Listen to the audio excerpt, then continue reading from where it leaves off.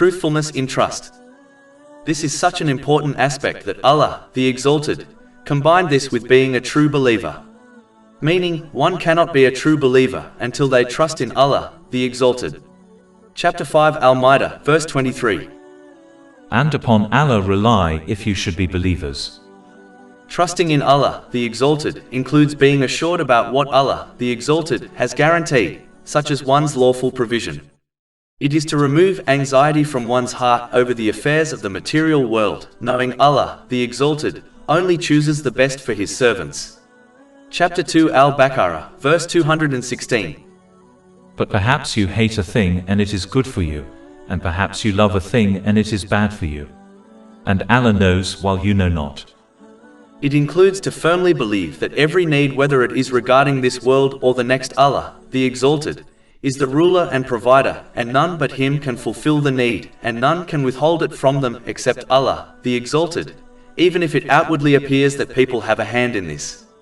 They are simply mediums, but the source of giving and withholding is none other than Allah, the Exalted.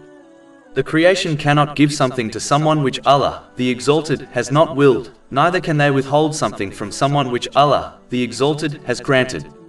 This is confirmed in a narration found in Jami' at-Tirmidhi, number 2516.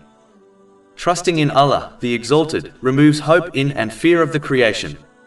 This is because a Muslim has confidence in Allah, the Exalted, and full knowledge and conviction that the blessings of Allah, the Exalted, are constantly descending on them, which no one can prevent. Truthfulness in trust is connected to truthfulness in abstinence, as the one who trusts that the provision allocated to them over 50,000 years before the creation of the heavens and the earth will never be taken or used by anyone else. This has been advised in a narration found in Sahih Muslim, number 6748.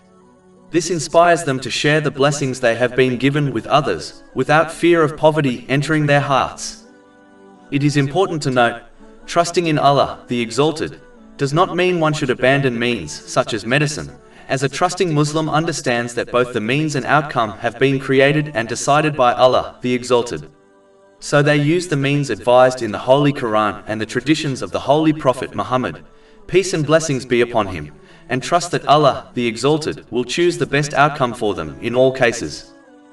The one who trusts in Allah, the Exalted, seeks refuge with Him, knowing that nothing will occur or be accomplished unless Allah, the Exalted, so wills. He alone gives and withholds. The trusting Muslim does not get annoyed or anxious when anything is withheld from them, nor do they try obtaining things in a way contrary to the teachings of Holy Quran or the traditions of the Holy Prophet Muhammad, peace and blessings be upon him. This is because the level of greed does not determine whether something is given to a person or withheld from them, but it is determined solely by Allah, the Exalted. The one who trusts is not the person who receives all what they desire.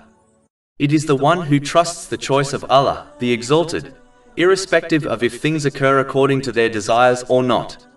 The trusting Muslim knows that they are traveling down a path which is destined and therefore cannot be changed. This truth allows them to understand that they will never obtain something until the destined time arrives. Meaning, they cannot obtain it a moment sooner or later than when Allah, the Exalted, has decided. This removes greed and anxiety from them, and thus they become relaxed and content with Allah, the Exalted. Therefore, trusting in Allah, the Exalted, leads to contentment. This person understands that whatever situation they are in was unavoidable. This is true for every passing moment. But each person has a choice whether to be obedient to Allah, the Exalted, or not.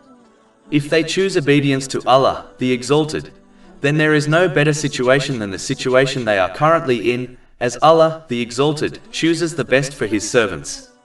But if they choose disobedience, then they have no one else to blame, except themselves when they face the consequences of their choice.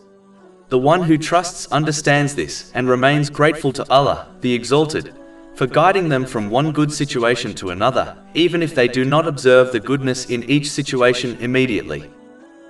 Over 400 free ebooks, audiobooks, infographics, podcasts and blogs available on our website, www.shaykhpod.com.